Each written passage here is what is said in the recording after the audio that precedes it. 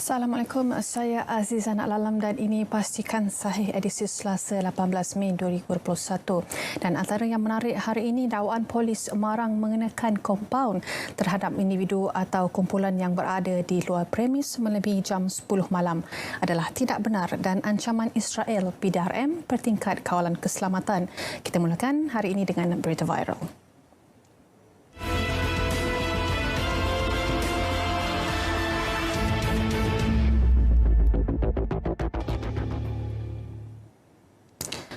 Baik, ini adalah pecahan terkini mengenai kes COVID-19 di Malaysia dan jumlah kes baharu hari ini adalah sebanyak 4,865 kes dan jangkitan tertinggi adalah di Selangor sebanyak 1,743 kes, diikuti dengan Kuala Lumpur sebanyak 477 kes dan seterusnya Johor 407 kes dan jumlah keseluruhan kes di Malaysia adalah sebanyak 479,421 kes. Baik, untuk makluman orang ramai, tiada SOP had masa bagi orang awam yang berada di luar rumah atau premis selepas jam 10 malam dikenakan kompaun dan menurut Kementerian Dalam Negeri, KDN dan Majlis Keselamatan Negara MKN, mesej yang tular tersebut adalah palsu. Juga masih lagi dengan penyebaran berita palsu tular di media sosial. Dakwaan mesej kononnya kerajaan Selangor melancarkan 500,000 vaksin Sinovac tambahan. Namun menurut kenyataan media pejabat jawatankuasa Tetap Kesihatan Awam Perpaduan Pembangunan Wanita dan Keluarga Negeri Selangor, mesej tersebut adalah palsu dan tidak benar sama sekali. Menurut jabatan tersebut, segala kenyataan atau pengumuman rasmi berkenaan vaksin COVID-19 di Negeri Selangor hanya akan dikeluarkan oleh Menteri Besar Selangor, Datuk Seri Amiruddin Syari atau Pengerusi Jawatankuasa Tetap Kesihatan Awam Perpaduan Pembangunan Keluarga Dr. Siti Mariah Mahmud. Baik, seterusnya kesesakan yang berlaku di CSC Stadium Malawati. Berlaku ekoran bilangan kes positif di negeri Selangor meningkat. Ini merujuk kepada satu video tular yang memaparkan kedatangan harian bagi tujuan penilaian dan pelepasan. Lokasinya yang menunjukkan di Stadium Malawati. Shah Alam menyaksikan mereka yang datang akan dibuat penilaian oleh petugas kesihatan dan berikutan bilangan kes positif di Selangor yang meningkat secara mendadak. Perkara ini secara langsung menambah beban tugas di CAC Stadium Malawati di samping kesesakan yang juga berlaku kerana adanya ujian RTK COVID-19. Juga polis marang menafikan maklumat tular bahawa mereka menguatkuasakan had masa Perintah Kawalan Pergerakan PKP diwartakan kerajaan dengan mengenakan kompaun terhadap individu atau kumpulan yang berada di luar premis melebihi jam 10 malam. Ketua Polis Daerah Marang Deputi Superintendent Muhammad Zain Mat Diris berkata pihak polis tidak pernah mengeluarkan sebarang arahan berhubung perkara tersebut sebagaimana ditularkan sejak Ahad lalu. Beliau berkata sebarang tindakan menyebarkan sesuatu maklumat secara palsu sehingga mendatangkan keresahan dalam kalangan masyarakat boleh dikenakan tindakan. Padahal tular maklumat palsu mengatakan PDRM Marang akan melaksanakan pematuhan PKP dan penguatkuasaan had masa PKP bermula malam Ahad. Juga orang ramai diminta berhati-hati dengan mesej palsu yang diedarkan secara meluas di media sosial. Kononnya, tempahan untuk vaksin AstraZeneca telah dibuka kepada orang ramai di Malaysia. Dan bagi menjelaskan perkara tersebut, Jawatankuasa Khas Jaminan Akses Berkelana Vaksin COVID-19 JKJAV menafikan kesahihan mesej tular di aplikasi WhatsApp mengenai pautan bagi pendaftaran vaksin jenis AstraZeneca itu. PDRM dalam laman Facebook turut menyatakan bahawa pautan tersebut adalah untuk pendaftaran program imunisasi COVID-19 kebangsaan PICK dan bukannya untuk vaksin AstraZeneca. Baik, Kementerian Dalam Negeri KDN menafikan kesahihan mesej yang tular mendakwa bahawa kompaun sebanyak RM2,000 hingga RM5,000 akan dikenakan kepada individu yang gagal mematuhi SOP PKP iaitu berada di luar rumah atau premis melebihi had masa yang ditetapkan tanpa alasan yang munasabah seperti yang tular di media sosial. KDN menegaskan mesej berkenaan adalah palsu dan orang ramai diminta untuk menghentikan penyebaran maklumat tidak sahih bagi mengelakkan sebarang kekeliruan.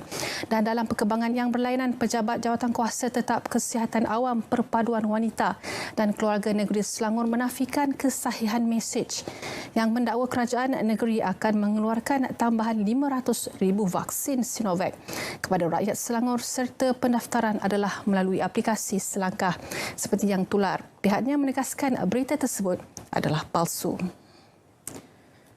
Juga Task Force Operasi Pematuhan yang diketuai Polis Diraja Malaysia PDRM telah melakukan 64,829 pemeriksaan bagi memantau dan menguatkuasakan pematuhan prosedur operasi standard SOP Perintah Kawalan Pergerakan PKP dan seramai 3,389 pasukan pematuhan melibatkan 15,001 anggota telah membuat perantauan di pasaraya, restoran, kilang, bank, pejabat kerajaan dan juga penjaja.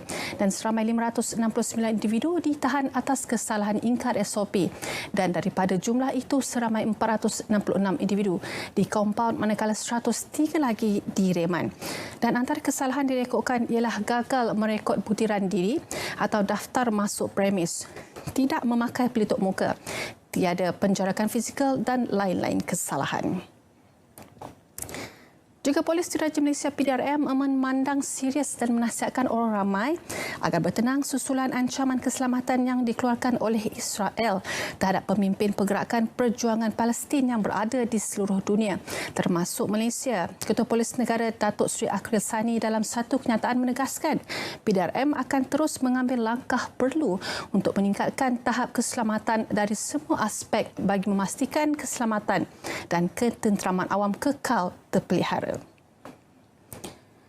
Jabatan Kesihatan Negeri Selangor JKNS ingin merujuk kepada satu artikel keluhan penghuni MAIPS mengenai situasi di dalam dewan tersebut yang disiarkan dalam salah satu portal berita online semalam. Dan untuk makluman, PKRC bersepadu MAIPS 2.0 yang kini berkapasiti 5,869 buah katil sedang dalam proses meningkatkan kapasiti merawat pesakit dengan pembangunan sebuah lagi dewan berikutan peningkatan angka pesakit yang tinggi terutama di sekitar Lembah Kelang. Ini diharap akan dapat meningkatkan keselesaan kepada pesakit yang dirawat di PKRC bersepadu MAIPS 2.0 dan buat masa ini jumlah pesakit adalah seramai 3,454 yang mana 80% daripada mereka merupakan warga negara Malaysia. Juga terkini melalui surveillance genomik yang dijalankan oleh Institut Penyelidikan Perubatan IMR ke atas 10 sampel COVID-19 dari 10 Mei 2021 sehingga 14 Mei 2021 telah mengenal pasti dan mengesahkan kewujudan 7 lagi kes varian of concern ataupun VOC, di mana 4 kes tempatan yang dijangkiti varian South African B1351 yang telah dikesan di wilayah Persekutuan Kuala Lumpur dan 3 kes bukan warga negara dijangkiti varian Indian B1617. Dan sehingga kini jumlah keseluruhan kes COVID-19 yang dijangkiti oleh varian South African B1351 adalah sebanyak 66 kes dan varian Indian B1671 adalah sebanyak 5 kes. Juga orang ramai khususnya pesakit positif COVID-19 sentiasa dimaklumkan mengenai kedudukan ruang di pusat kuarantin bagi menentukan sama ada mereka dibawa ke hospital, pusat kuarantin dan rawatan COVID-19 PKRC atau dikuarantin sendiri di rumah. Menteri Kesihatan Datuk Seri Dr. Adam Baba berkata, majikan juga boleh menyediakan hotel atau institusi yang sesuai untuk pekerja mereka menjalani pengasingan. Menurutnya lagi, bagi pesakit kategori 1 dan 2, pihaknya sudah dimaklumkan dalam keliling yang dikeluarkan Ketua Pengarah Kesihatan Tan Sri Dr. Noor Hisham Abdullah bahawa mereka ini boleh menjalani rawatan di rumah. Bagaimanapun jelasnya keputusan itu bersyarat iaitu mereka tidak mempunyai komorbiditi atau penyakit-penyakit lain selain mempunyai fasiliti untuk mengasingkan diri. Baik, kita bertemu kembali dalam Pastikan Sahih dan Tidakkan. Orang ramai menjadikan pusat beli belah sebagai lokasi pertemuan keluarga atau sanak saudara terutamanya pada musim perayaan ini dikhawatiri mencetuskan jangkitan baharu COVID-19. Menteri Kesihatan Datuk Seri Dr. Adham Baba berkata terdapat trend masyarakat berhari raya di pusat beli belah baru-baru ini dan situasi itu mencetuskan kebimbangan pihaknya dalam mengekang peningkatan jangkitan coronavirus. Beliau mengakui tidak menyangka menyangka perkara itu akan berlaku di sebalik larangan ziarah dari rumah ke rumah pada sambutan Aidilfitri minggu lalu. Beliau berkata sejak 9 April lalu kes spirotik meningkat lebih tinggi berbanding kes kluster dengan kerajaan berusaha meningkatkan keupayaan mengesan kontak rapat dengan lebih pantas dan berkesan.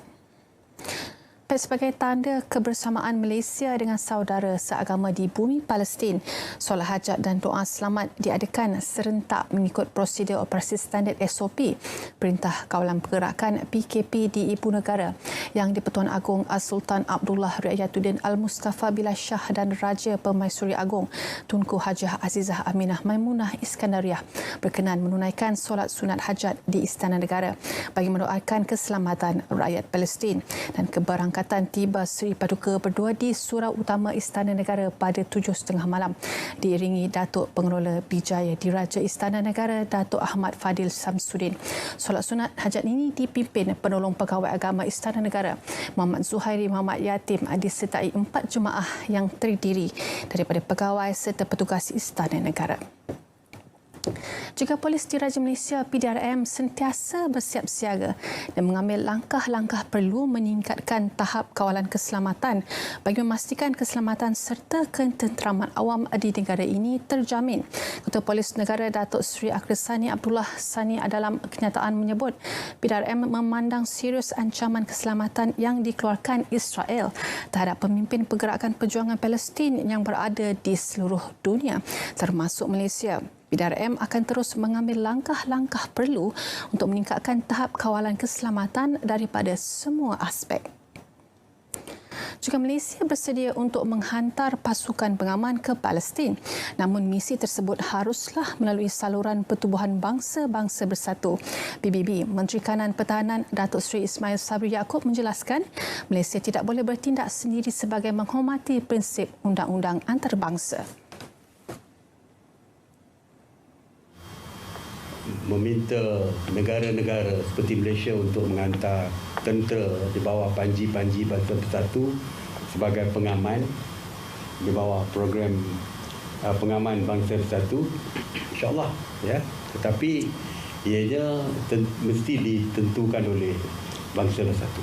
Ya. Tidak boleh Malaysia membuat keputusan unilateral untuk hantar, tetapi mesti di bawah jemputan daripada Bangsa Bersatu.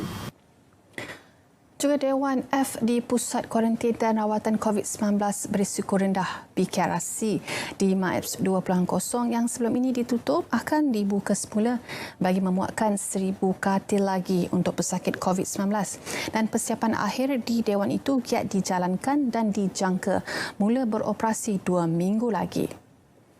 F tu sebenarnya kita dah pernah gunakan sebelum ni, tapi bila angka menurun kita stand down dia, tapi sekarang kita terpaksa buka semula. Tetapi sekarang apa yang kita akan lakukan adalah penambahan katil bagi kategori 3 tersebut kita akan lakukan di Hall A. Hall A dulu kalau kita mungkin puan tahu kita menempatkan pesakit bukan warga negara dengan kapasiti 2,960. Alright. Tetapi sekarang dengan penambahan angka warga negara, especially dengan pesakit kategori 3, kita terpaksa mengubah suai kategori layout kepada Hall A tersebut untuk cater kepada pesakit-pesakit dengan kategori 3 ni sehingga 1,000 buah katil. So kita jangkakan dalam masa 2 minggu ni insya-Allah kita akan mula mengoperasikan kategori 3 ni dengan 1,000 buah katil insya-Allah. Juga Kementerian Kesihatan Malaysia KKM akan mencadangkan pelaksanaan Perintah Kawalan Pergerakan berskala penuh di Selangor sekiranya penularan di negeri itu gagal dikawal. Menteri Kesihatan Datuk Seri Dr. Adham Baba berkata KKM perlu mencadangkan prosedur operasi standard SOP yang lebih ketat di Selangor jika penularan tidak mampu dikekang. Saya setuju bahawa kita perlu cadangkan kepada kerajaan supaya lebih ketat SOP dan juga MCO sekiranya melihatkan kepada ketidakupayaan mengekang, maka cadangan untuk kita melaksanakan full MCO adalah satu perkara yang boleh dipertimbangkan. Menteri Penyelaras Program Imunisasi COVID-19 Kebangsaan PICK Khairi Jamaluddin menyatakan kerajaan membenarkan kilang Pharmaniaga menjadi perintis pusat pemberian vaksin PPV industri di negara ini. Ia diumumkan setelah mendapat kelulusan Badan Bertindak Imunisasi COVID-19 di CITF. Telah meluluskan permohonan industri ini sebab ini adalah kilang vaksin dan saya tidak mahu Pharmaniaga ada jangkitan dan kilang vaksin tersebut terpaksa ditutup. Jadi kita akan mulakan PPV industri yang pertama di kilang Pharmaniaga untuk diberikan vaksinasi kepada pekerja-pekerja kilang di Pharmaniaga di mana mereka membotolkan vaksin Sinovac. Juga permohonan fasa kedua vaksin AstraZeneca akan dibuka pada 23 hingga 26 Mei ini. Bagaimanapun, menurut Menteri Penyelaras Program Imunisasi COVID-19 Kebangsaan PICK Khairi Jamaluddin, keutamaan akan diberikan kepada warga emas yang berusia 60 tahun ke atas untuk pendaftaran yang dibuka bagi penduduk di Lembah Kelang, Johor, Sarawak dan juga Pulau Pinang. Kiranya pada 26 hari bulan Mei, masih lagi terdapat janji temu yang tidak diisi dalam pusingan kedua AstraZeneca. Kita akan buka kepada golongan orang ramai yang bawah usia 60 tahun. Tetapi daripada 23 hingga 26 Mei, ia hanya layak untuk mendapatkan janji temu dalam laman web kita adalah warga emas sahaja. Cuma pengecualian yang kita bagi. Program e-belia yang merupakan inisiatif kredit e-tunai bernilai RM300 juta akan dibuka kepada sekitar 2 juta belia warga negara Malaysia yang layak bermula 1 Jun depan dan menurut Kementerian Kewangan Malaysia dalam satu kenyataan di bawah Belanjawan 2021 sejumlah RM200 juta telah diperuntukkan bagi menyalurkan RM100 kredit e-tunai kepada belia yang layak. Menurut kenyataan itu lagi, kerajaan juga telah menambah baik inisiatif tersebut dengan peruntukan tambahan berjumlah RM100 juta di bawah program pemukasa yang diumumkan Mac lalu. Jelasnya program tersebut turut bertujuan meringankan beban kewangan selain menggalakkan perbelanjaan secara tanpa tunai di kalangan belia serta pelajar sepenuh masa di Institut Pengajian Tinggi IPT tempatan berdaftar. Juga Pusat Jagaan Orang Kurang Upaya OKU yang tidak berdaftar dengan Jabatan Kebajikan Masyarakat JKM diminta mendaftarkan individu di bawah jagaan mereka dalam fasa 2 program imunisasi COVID-19 kebangsaan yang bermula 19 April lepas.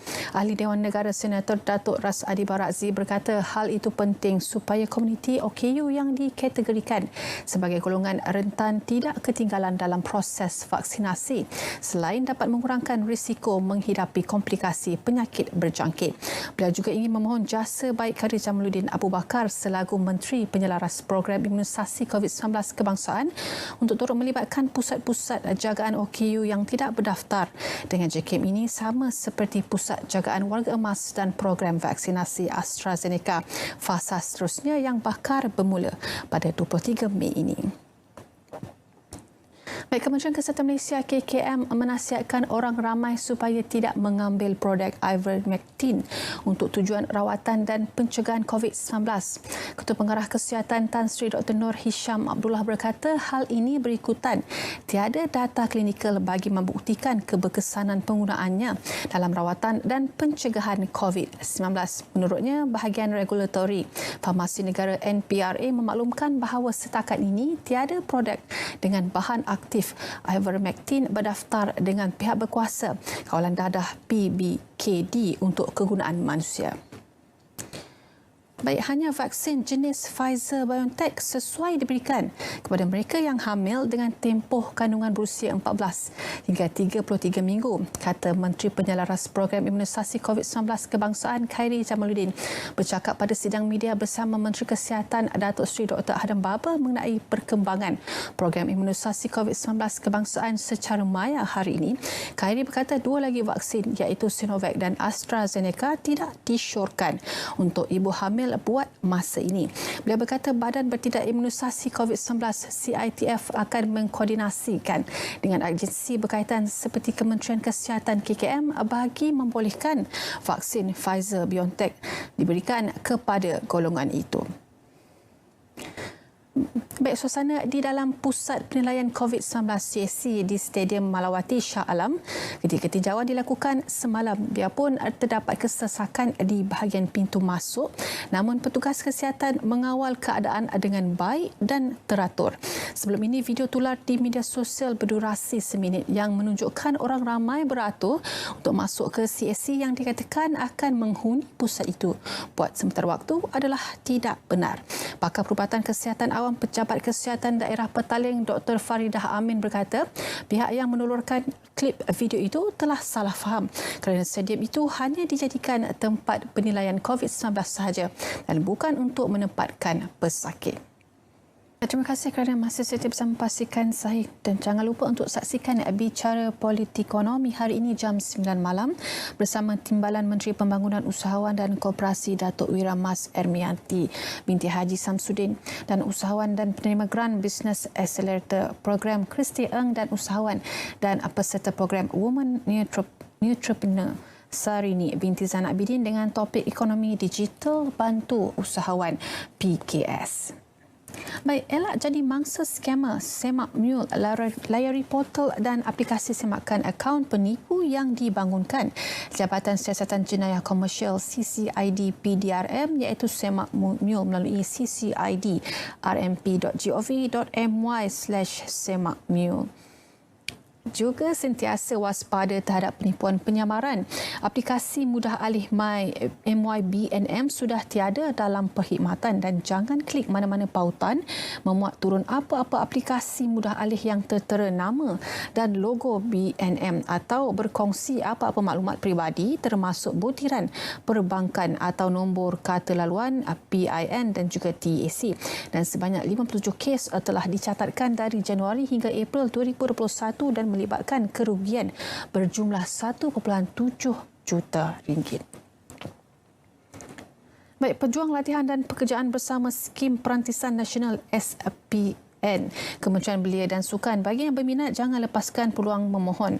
Latihan bagi meningkat keboleh pasaran, peluang diserap untuk terus bekerja dan juga gaji RM1,200 ke atas.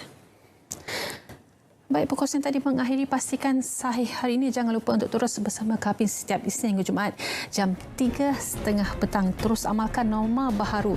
Di mana jua anda berada, lindungi diri dan juga keluarga anda. Saya Aziz Zainal Alam. Assalamualaikum.